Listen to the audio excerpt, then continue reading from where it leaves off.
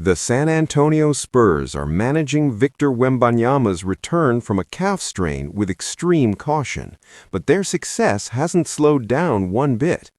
Over the past 5 games, not counting the NBA Cup Finals loss, they've limited the French superstar to just 20 minutes per contest.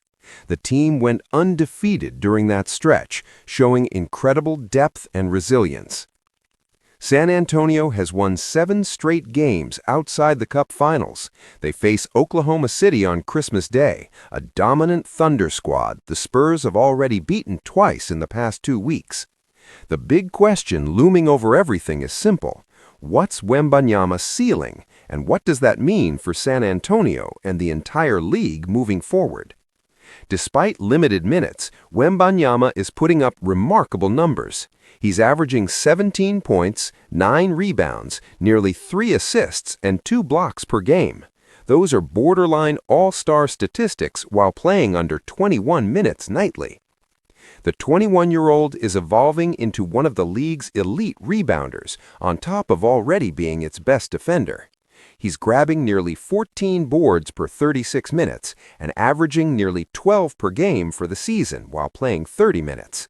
These aren't easy rebounds either. The 7'5" center outworks opponents, establishes inside position, reads angles off the rim perfectly, and positions himself to maximize every opportunity. His rebounding instincts are becoming truly elite.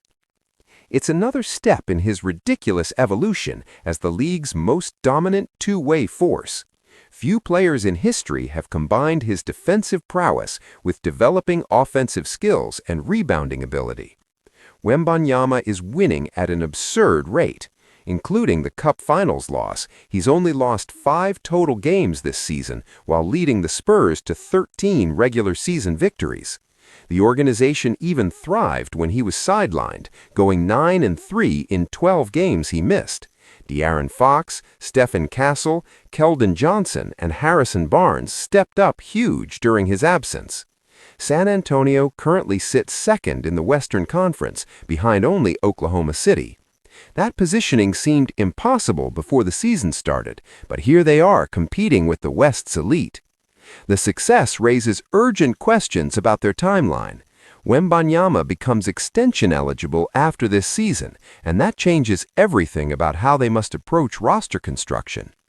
When his inevitable extension triggers in 2027, it'll presumably consume 30% of the salary cap if he qualifies for the Derrick Rose rule. That's a massive financial commitment that shrinks their flexibility dramatically. San Antonio is working with a very defined window.